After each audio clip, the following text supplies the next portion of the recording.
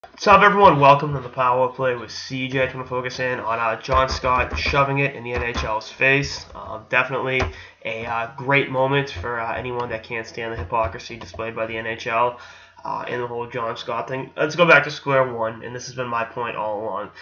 I thought the whole voting John Scott thing in was stupid, foolish, and childish, but rules are rules. If you want to have a democracy, you have to let people vote for who they want. And if they vote for someone you don't like, you can't then go and say, yeah, your votes don't count.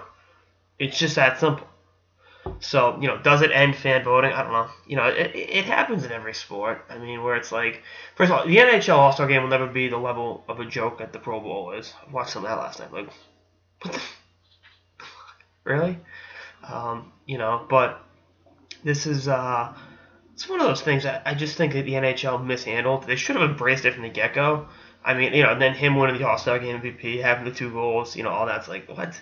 Nobody saw that coming. But if they just embraced it from the start, they would have looked a lot better. And, they got their happy ending in Nashville with Scott being the hero over the tournament in so many ways. And, they made a folk hero out of, a guy that many people probably didn't like. And I like the fact that the players stood by him. And you saw that. You saw how much the players respected what he was doing, and in fact, he really had no say in how he got there. But it's like, all right, he beat Tyler Seguin in the hardest shot contest, so that's pretty interesting. But you just it's awesome. It was great to see. And again, the level of hypocrisy by the NHL that needs all the publicity it can get. It's the 4th sport in the United States. Sorry, Canada. Sorry to lump you guys in. And, I think you had a pretty cool story there, and you just had to really screw yourself over by just being shitheads about it. Instead of being like, yeah, we got a goon in the All-Star Game, go figure.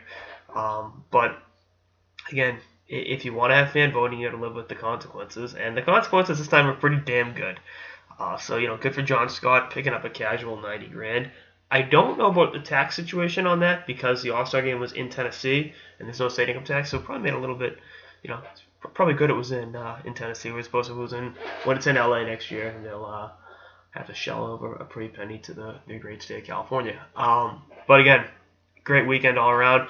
I got the link in the description of my top moments of the weekend. Just some easy reading for you on a Monday afternoon.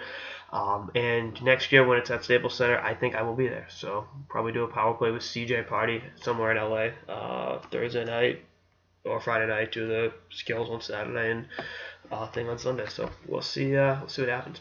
Anyway, that's all I got this episode of the Power Play with CJ. Stay tuned for more episodes throughout the off season and throughout the season. Once the All-Star Game's here, the season's over and beyond. Later, guys.